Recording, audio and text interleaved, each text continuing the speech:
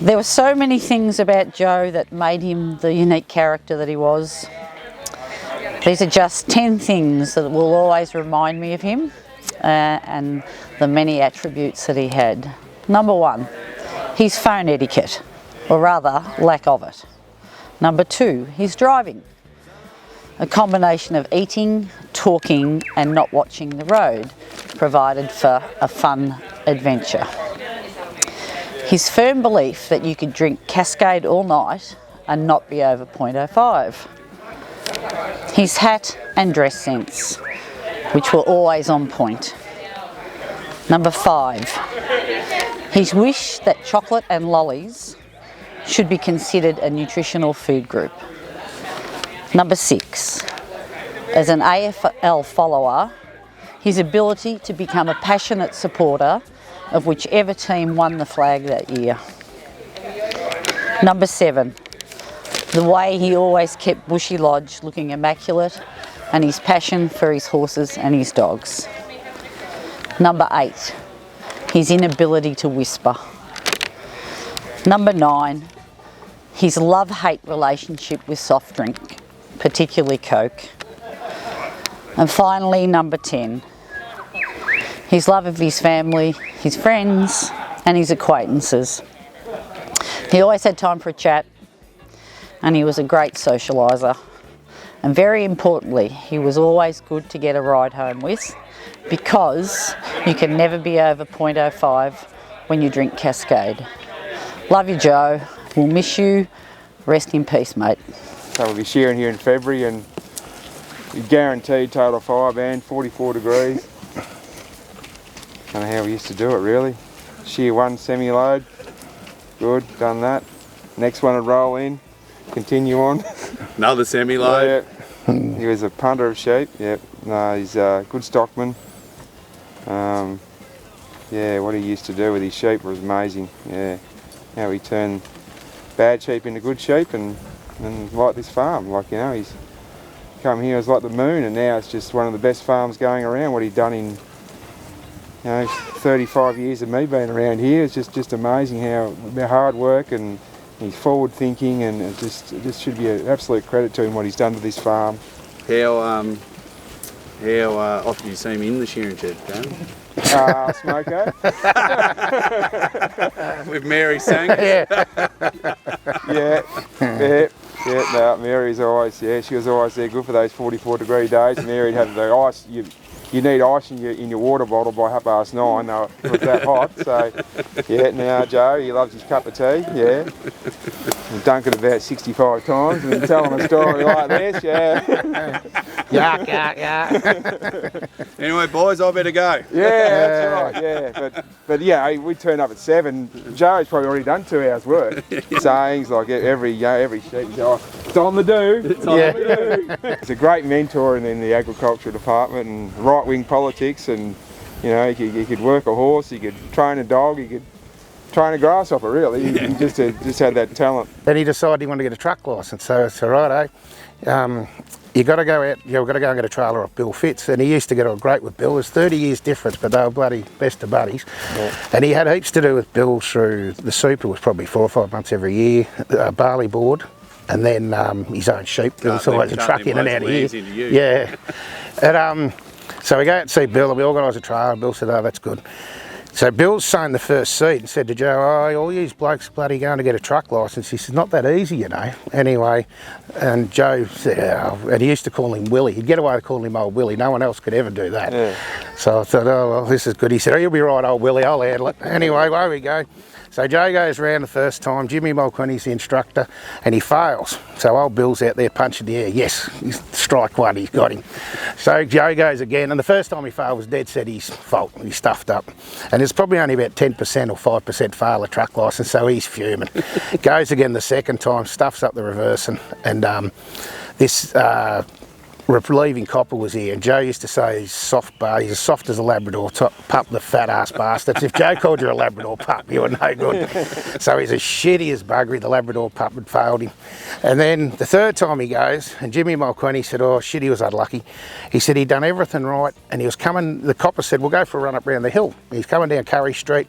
He goes to go around the corner there, it's pretty tight, and old Bert Patterson come the other way and cut the corner. So Joe, the last tyre on the triaxle trailer just hit the gutter, left a little black mark, so failed, out. So when you go for a truck licence, this old Dodge we had was the noisiest truck you could ever get. And we made these driver under instruction signs, a massive big yellow signs, driver under instruction. Joe used to call the nuff signs. He used to hate them because you look like a complete nerd driving around.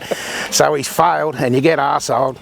Jimmy Mulqueen got put in the driver's seat, Joe's in the middle, and the fat ass Labrador pup, he's in the other side, and they drive past the super shed and you can nearly see the smoke coming out his ears. And they get round to the cop shop, and Jimmy, every time he failed, instead of sneaking around past the fire shed, Jim goes down the main street, shows every bastard that Joe's failed apart and back. So he's off his head. Anyway, Bill Fitz rang me because it was about the time, I don't know, early 90s, and we all just got mobile phones then. So Bill's rang me, he said, how you going? I said, yeah, good. He said, how'd your man go with the truck licence? I said, I haven't been talking to him, but I'd say no good. He was sitting in the middle on the way back. Anyway, so Bill's, yeah, righto. And the silence is deafening. So I've gone for lunch, and your mum was working with Isla then. So Robin's in there in this little bloody Utco hut they had as an office, and Bill comes in. And anyway, Robin says, oh, Isla's not here and Gav's gone for lunch. And Bill said, no, that's no worries. Anyway, Mum's come back and said, oh, do you need something, Bill? No, I'm right. So he sat there and he waited about an hour, just had a yarn. And Bill was always as busy as bugger. He never sat still. They couldn't work what was going on. So Joe comes back from lunch and he comes in the office, see Isla, which truckload's next or whatever. And Bill said, how you going, Joe? Yeah, good. How'd you go with the truck licence? He said, no good. Bloody Bertie Patterson cut me off. Anyway, Bill said, oh, well, I wouldn't be real good at driving horses either, Bill. And left. I'm Leanne Fanning. And I'm Marisa Byrne. And we're two old mates of Joey's going way back to kinder. And we've just got a couple of words we'd like to say. This week a link was broken. Our crew, we're just all shattered from kinder to St Joey's to Macaulay College to those carefree teenage years and then adulthood where we all scattered in our different directions. But we could always pick up where we left off. You never said much all through school. You just quietly did your thing, but you certainly made up for it later on in life. And very loudly. And loudly. The stories, the laughs and the absolute fun we had, you really knew how to live life. Then we joined the club that no one's to be part of. And in that space, I'll always treasure our chats, our nods, and those moments where no words were needed. We just understood. You were such a fighter, and the fight is bloody hard. And sometimes it's exhausting, and then there's time to rest. Joey, we loved you, mate, and you will be deeply missed. And we will all stick together and look after one another like you would. Cheers, Joey. Cheers, Joe. The Bureau calls up. I'll be Birchip, and they say, look, we've had a big boo-boo. Our forecast for Charlton Town's right out, and by Thursday, so this was on the Wednesday night, by Sunday night, it's going to go through at 8.1 metres, up to 80 to 100 houses going underwater. Beautiful. So imagine me, I'm driving to Charlton, shaking. I've got this new gig I didn't even know I had, some G.I. Joe Senior Sergeant Gumboot. And I thought, I don't know what I'm going to do, I'll go to the local pub. So I walked in. First point of call. First point of call, Brett and Joe were there. I said, I've got no idea about how the water runs around here. Is there any chance you can give me a hand? Joe's like, if you meet me at 6:30 in the morning, the Backside Road, you've got half a chance. But you've got to be there at 6:30. Right where we are now. So we turned up. We probably stayed in the pub a bit long the night before, so she was an early start for us. Because the problem was, Joe had it in his head how it was all going to work. Yes. And I'm sitting in the ute next to him with no idea. So I've never even been on the road. But he had it all in his head, and he's trying to play it out without a pen, paper, or anything. He's just pointing at trees, You said show pointing me. at a tree line. I've said, show me. So we were driven all the way into his farm over there, remember? Yeah. And all the way back, I'm thinking, this still just means absolutely nothing. But we get back here, and this was his favourite spot to stand and bag shit out of the Shire. Because this is the road, he reckons this is the floodway. It was designed completely wrong. It's all on the piss. Over-educated idiots designed this. And all he kept talking about was Lover's Lane. Lover's Lane was how we're going to get the water back into the system. Yeah, and then he'd that's how we're stand gonna here. He'd stand here and he had us all in like a footy team, didn't he? And he'd go, where we're standing now is the highest point of the last floodplain. Now are you with me? Yeah. Are you with me? Where we're standing here, right here, we're at the highest point. If we don't keep it that way, she's gone. She's gone. And I was sitting there going, yeah. And then we had a few members of the public pull up. They got told to get in their car and go. Remember? Private conversation, mate. Back in the car, you're out. No, out. Private conversation. We don't have time. We do not have time. Remember? Now you're with me. There's people a lot more educated than you and me that have never understood this. The Shire have spent thousands on studies that haven't worked. So I need you to be with me. We're at the highest point. How are we going to keep the water there? How are we going to get the water? Because if we get over here, she's going straight Worcester into town. This is the point. This is the point where you've got to build your levee. Whatever it is, this is where it gets built. And we're driving from here to there, and he goes, oh, now I know you blokes from Birdsville think water comes out of a pipeline, but over here we've got a river, so you're going to have to listen. So in the end, it all worked. Obviously worked. Worked well. Well, the facts are the facts, and I know for some reason there's been some conjecture around this, but the reality is the Bureau, the Catchment Authority, anyone that you need to listen to around that emergency management sphere would say that if we didn't keep the water, if Joe and Gav and all the locals didn't tell us what to do and keep the water this side of back St Arnaud Road, it would have been 80 to 100 houses with water over the floor. Yep. And there was one. Yep. So that's pretty And that was built in the creek. So Joe didn't count that. He said, they built no. that reserve water. Joe wouldn't take even the one stat. Rod McKee's my name, and to Joe I was always known as the plumber. I've been a plumber for 26 years, but to Joe I was always the plumber. He was a character. He was great company. He called on me, when he had plumbing or issues or advice, because one thing, he was good with horses, he was good with sheep, he was good with dogs, but he had zero plumbing idea. He was a self-appointed, what would you say, ambassador to remind every Essendon supporter that we haven't won a final for 775 days or whatever it was. He was relentless. He would often send us text messages, phone calls, and I don't think I was the only one getting them. I think there was a few of the boys that were getting it. We were talking about banning his number there at one stage when he went to hospital in May because he had far too much time on his hands. And I remember talking to Sabrina, and I said, it might be time we took that phone off you, Joe, because he was just, with a lot of time on his hands. And I never thought I'd say it, but I'll miss those messages. As much as he barraged us with them, I'll miss them. I'll miss him, I'll miss his friendship, and just his banter. I'll really miss it. So, rest in peace, mate. Terry Lewis, President of the Horsham District Harness Racing Club.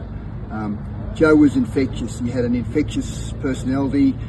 You couldn't help but be drawn towards him.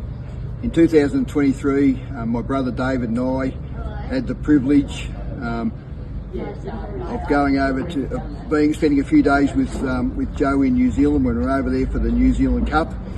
We went to race meets together. We went and visited training establishments and generally socialised together. And one thing Joe was very good at was socialising.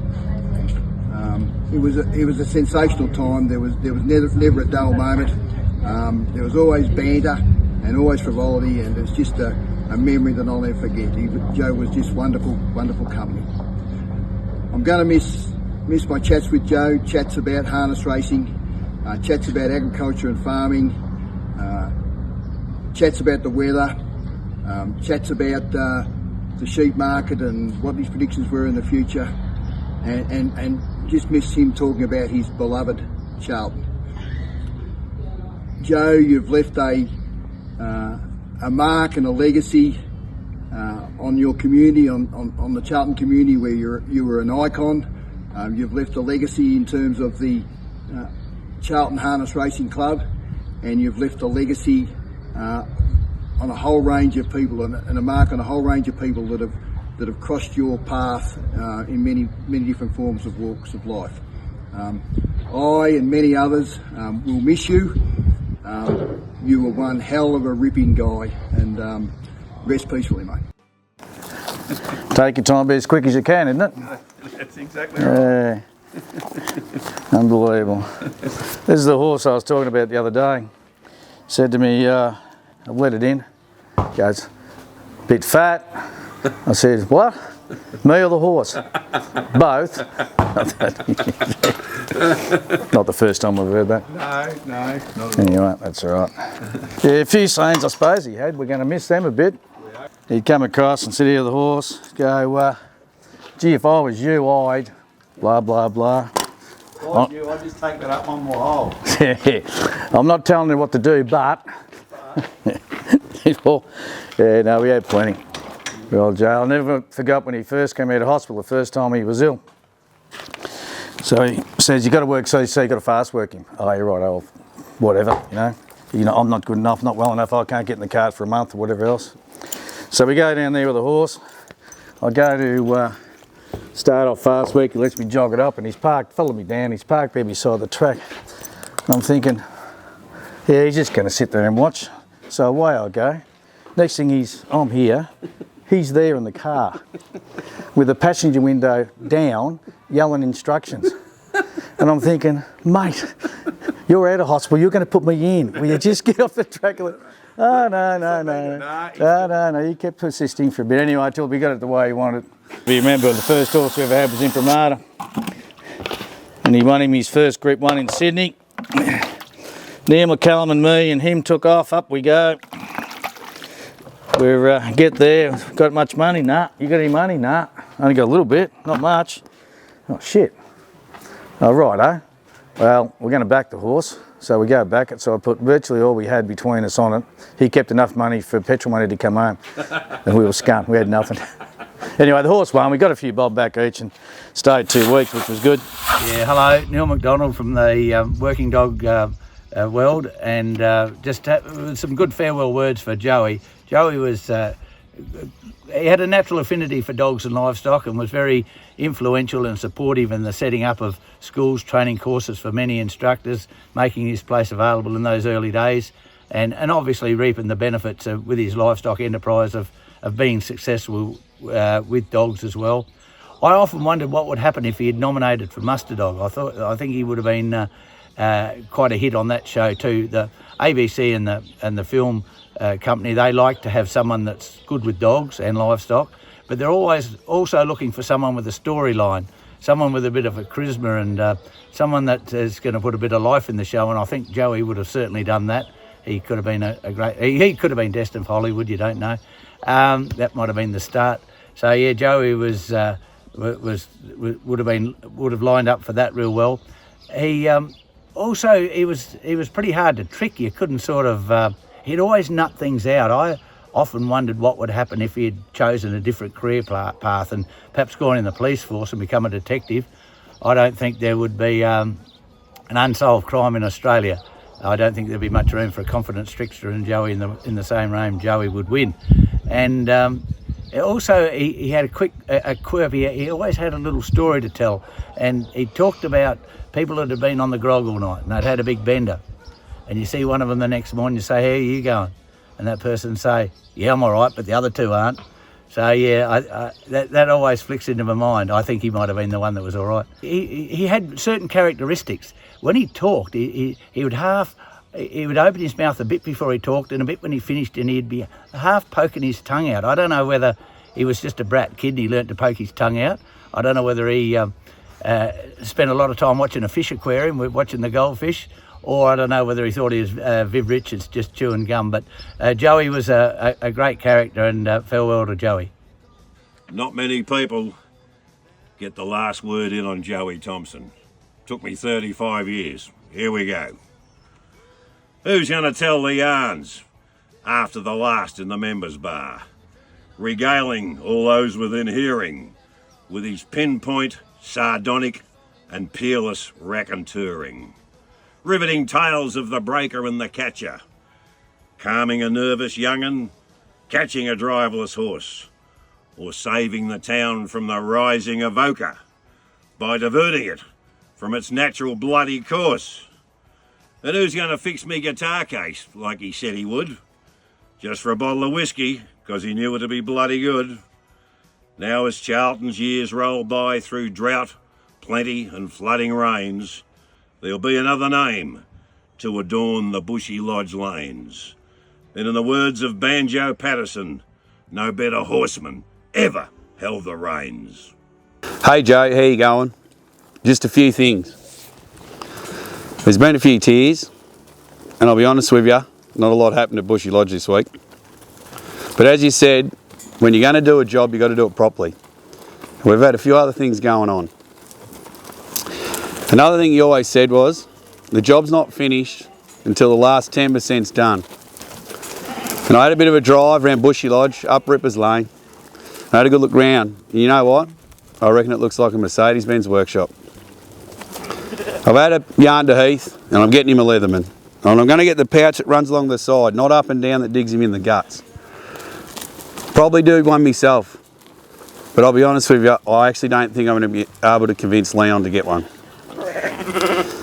Now I know Barney always said that nothing comes between your two girls and your dogs, but if you're down here now and seeing what they've been doing the last few weeks, you'd be so bloody proud.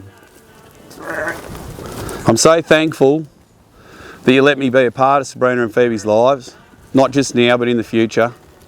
And it's an absolute honour that you've asked me to continue Bushy Lodge on. Now, I don't want to tell you what to do, but if I was you, I'd grab Bushy, go sit down with Mary and have a little bit of a rest and watch this Bushy Lodge show go on. It's my worry now. We were bloody close, and I didn't even realise how close we were, but thanks Uncle Joe. Oh well, that job's done. Next job. Heath, Nell, we've got work to do. You take your time, but be as quick as you can.